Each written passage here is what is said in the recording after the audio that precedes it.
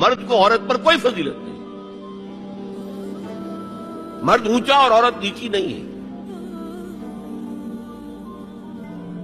شرف انسانیت کو دونوں ایکولی شیئر کرتے ہیں، وہ بھی ہیومن بینگ، وہ بھی ہیومن بینگ۔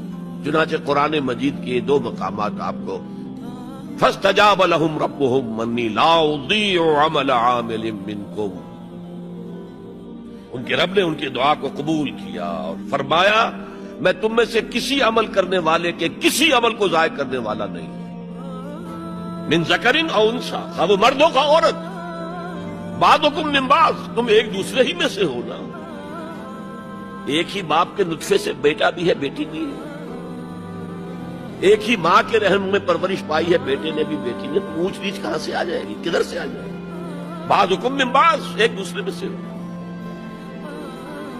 مساوات مرد و زن کے اس نظریے کو سمجھ لیجیے۔